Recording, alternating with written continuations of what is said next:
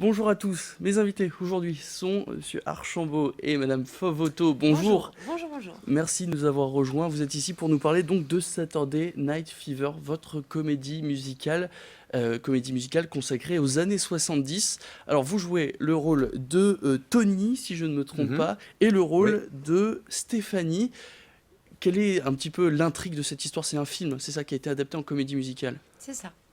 Mais Nico, on parle super bien, vous Ah allez ouais, voir. donc je me lance. Ok. Allez. Et donc oui, effectivement, c'est un film qui est paru pour la première fois en 77, donc il y a 40 ans, qui mettait en vedette principalement John Travolta, qui jouait le rôle de Tony Manero. C'est vous, Et, John Travolta, c'est vous alors. et donc moi, oui, je reprends le rôle que Travolta avait campé. Et donc sur scène, on propose vraiment la même histoire, mais dans une version un peu moins sombre que le film original, pour en faire un moment, un happening un peu familial où les parents peuvent venir avec les Joyeux. enfants, avec les grands-parents, et que tout le monde puisse se replonger soit dans la musique des Bee Gees qu'ils connaissent déjà, ou le faire découvrir à leurs amis, leur famille, à toutes les générations.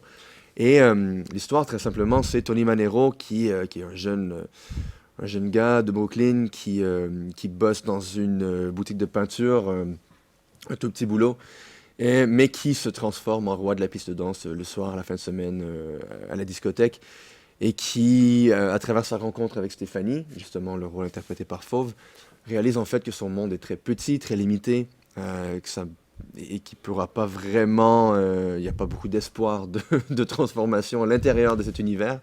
Et à travers elle, il entrevoit justement une possibilité de déménager à Manhattan, de Je suis pouvoir le petit s'élever un peu. soleil. Ouais, elle est l'élément déclencheur qui lui ouvre un peu son horizon.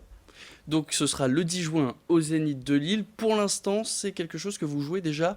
Ça se passe à Paris pour l'instant, si on veut vous voir. Exactement. Donc Oui, c'est ça Paris, ouais. On a commencé à jouer le 9 février et nous finissons le 30 avril, donc dimanche. Donc c'est bientôt. Ah bah il reste 5 dates, donc si vous voulez venir à Paris, venez vite. C'est maintenant. Et ça C'est s'est ça. passé comment justement cette première partie de représentation? Ah bah, super bien. Très bien. En fait, on a commencé à travailler en décembre, on a fait la création en décembre-janvier, et au final, super ambiance, super spectacle. Moi, je suis très heureuse d'avoir participé à l'aventure.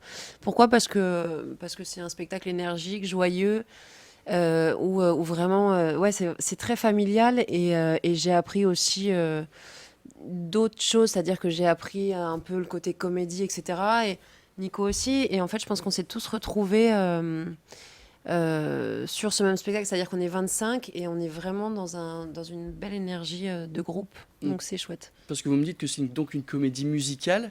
C'est difficile quand même de vendre les années 70 aux enfants. Enfin, je veux dire, c'est quelque chose qu'il faut faire découvrir. Même toutes les musiques, les Bee Gees, c'est plus forcément quelque chose qui est dans l'air du temps. Même si la bande annonce, la bande originale, la BO donc du spectacle, c'est Manzel Merlot, Julian Peretta, tout ça ont contribué. On entend des fois ces musiques sur les radios. Mais Ouais. comment vous arrivez à vendre ces années 70 aux plus jeunes? Je pense que la musique des années, enfin en tout cas la musique disco est quand même très très dansante, c'est-à-dire que les enfants ont qu'une envie, c'est de bouger leurs petites fesses aussi.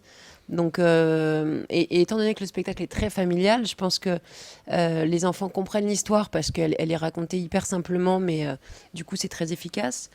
Non, je pense que les enfants sont très contents. En tout cas, Ouais. chaque représentation, les petits arrivent devant et moulinent, quoi.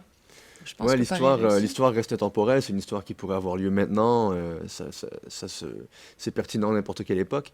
Mm. Et après, c'est vrai que la musique se vend un peu d'elle-même, parce que c'est des classiques qui ont fait leur preuve et qui sont restés, en fait. Cette musique, ces chansons des Bee Gees ont jamais disparu depuis 40 ans, donc si tu veux, c'est de la musique qu'on entend souvent dans...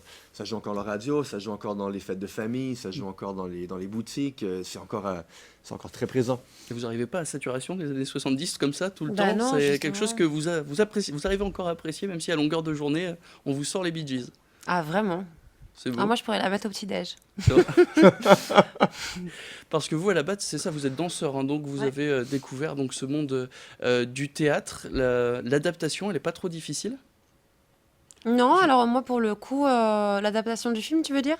Non, vous mettre dans le Ah, monde d'acteur plus que de danseur. ça a été un vrai travail, mais après, c'est ça qui était intéressant aussi, c'est d'aller dans des terrains auxquels on n'était pas habitué. Et non, super, parce que la vie sert à apprendre, et si on n'apprend rien, c'est chiant.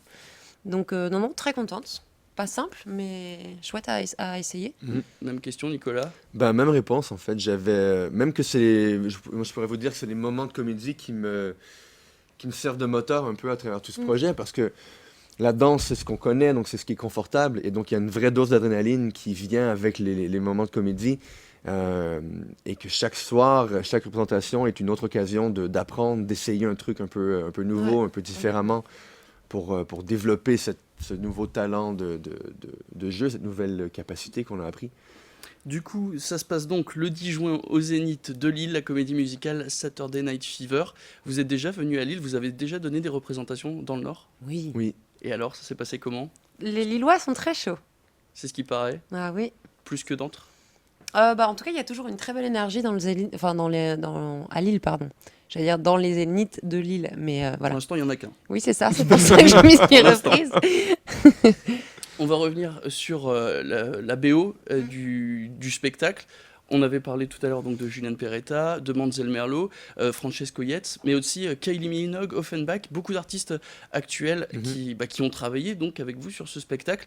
Ça vous aide aussi à toucher ce public, le plus grand public possible. En fait, c'est deux projets qui sont parallèles, mais différents et indépendants l'un de l'autre. Alors, il y a le spectacle, qui est une chose, et il y a l'album qui se veut un hommage aux Bee Gees pour célébrer les 40 ans, justement, de cette bande originale du film.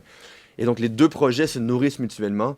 On utilise certaines chansons de l'album dans le spectacle. Par contre, on est principalement en live. Donc, on a nos 3 chanteurs, Stéphane Rizon, Nevedia et Flo Mallet, qui reprennent les chansons connues des Bee Gees et les performent vraiment en live. Et après, c'est vrai qu'on a la version de Kylie Minogue dont on se sert dans le spectacle. À l'entracte, on invite les gens à venir danser avec nous, ce qui est toujours un très très beau moment dans le spectacle, où là on est sur les versions de l'album. Mais ça c'est c'est deux projets indépendants mais parallèles qui se côtoient depuis le début comme ça. Et du coup, pourquoi pas prendre les chansons originales? C'était une volonté aussi de rendre hommage, comme vous le disiez, aux artistes pour les 40 ans. Dans le spectacle, les musiques sont originales, sont réinterprétées et je sais pas comment on appelle ça parce que je suis pas musicienne, mais revisitées. Mais en revanche, voilà, c'était la fin de la phrase. Parfait. Ce sera même carrément la fin de l'interview. Merci beaucoup. Pardon. Merci beaucoup. Fovoto et Nicolas Archambault de nous avoir rejoints. Donc la comédie musicale Saturday Night Fever, ce sera le 10 juin au Zénith de Lille. Merci 15h, beaucoup. 20h. 15h, 20h. Bonne journée à vous. Salut. Merci. Et Au quant revoir. à nous, l'actualité continue sur Gandhi TV.